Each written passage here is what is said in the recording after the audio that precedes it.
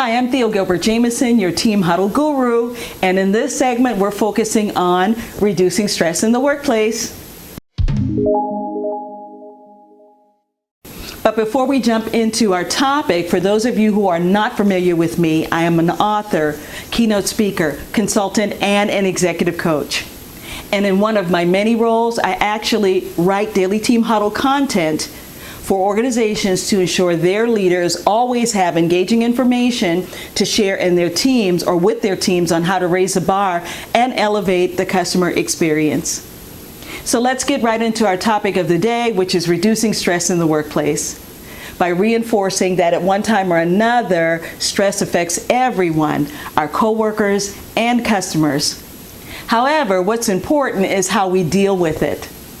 Why? Because stress in the workplace can quickly diminish a positive customer experience. And guess what? Some of us are naturally able to cope with stress more effectively and recover from stressful situations a lot quicker than others. So the question is, if you notice that a coworker or customer is stressed out, what can you do to help? Well, here are two simple recommendations. The best thing is to start by being understanding, not judgmental. And next, ask if everything is all right and how you can help. And if it's a coworker, also ask if they need to take a quick break to clear their head, offering to fill in for them if you can. The best thing that we can do when someone is stressed out is, of course, to be supportive. Remember, a person's stress level can be triggered by a sudden negative change or traumatic experience that we may not be aware of. But ultimately, it's important that we are compassionate, considerate, supportive, and helpful in their time of need.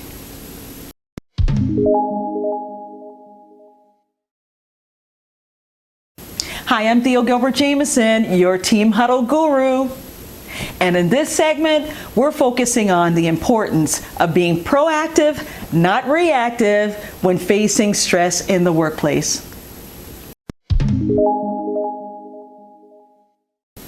You see, not all stress is bad stress. In some instances, stress can motivate people to prepare, perform, and excel. However, common causes of work-related stress include things like miscommunication, limited resources, extended work hours, heavy workloads, tight deadlines, or significant shifts or changes in our job duties and responsibilities. Any of those things sound familiar? And one of the best ways to reduce stress, especially when we're feeling busy, extremely busy, or we're feeling overwhelmed, is to be proactive, not reactive. So the question is, what should we be mindful of or anticipate so we can plan as much as possible? Well, here are my recommendations. To ensure reduced stress levels, we should properly prepare for things like increased business, additional holiday events, staff taking additional time off, and potentially longer wait times to either get things done or to receive what we need to get our job done. Most of all, it's crucial that we all remain vigilant, not letting our guard down, to ensure the safety and security of ourselves and others is never compromised. Throughout this series, we are focusing on ways to reduce stress in the workplace. So in this segment, let's touch on how long-term stress affects our health. It's important to pay attention to how we deal with both major and minor stress events. Why? Because health problems can occur if stress goes on for too long or becomes chronic. Studies confirm that constant stress can negatively impact our immune system, digestive system, and our sleep patterns. And we all know that people experience stress in many different ways. Some have headaches, while others experience sadness, anger, irritability, or a lack of sleep. So the question is, what are other ways that long-term stress can impact our health? Well, people under chronic stress are also prone to more frequent and severe viral infections, like the flu or the common cold. And over time, stress can also contribute to serious health conditions like heart disease, high blood pressure, diabetes, depression, and other illnesses.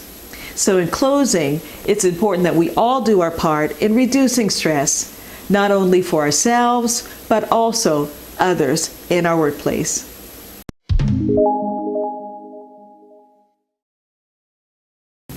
Throughout this series, we've been focusing on reducing stress in the workplace. So here are 4 simple tips that we can all apply today. 1, remember the signs of your body's response to stress, like difficulty sleeping, increased alcohol or substance use, feeling easily angered, feeling depressed, or having low energy. 2, take care of yourself through regular exercise, at least 30 minutes a day, eating healthy, and scheduling time for relaxing activities. And 3, plan ahead, setting goals and priorities. Determine what must be done versus what can wait, and learn how to say no graciously to those new tasks that might push you into overload. And 4, get proper health care. If prolonged stress is causing you physical or mental issues, consult your healthcare provider right away. So based on what we've covered, what are you committed to start, stop, or continue doing to reduce stress in the workplace? Well, we can all start by being more compassionate and stop being so judgmental, keeping in mind that a person's stress levels might be triggered by a negative, sudden change or traumatic event that we're not aware of. And hopefully, you will continue being proactive so that you can anticipate and plan for stressful events in advance. As we wrap up this series, as a recap, I'd like to ask 3 simple questions just to see how much information you retained. Question 1, why is it important that we make time to focus on reducing stress in the workplace? Well, because stress in the workplace, if unaddressed, will negatively impact the way that our customers and coworkers are treated. Question 2, what are signs that a coworker or customer may be having a stressful moment? Well, they might come across as unusually impatient, frustrated, or abrupt with their interactions with others.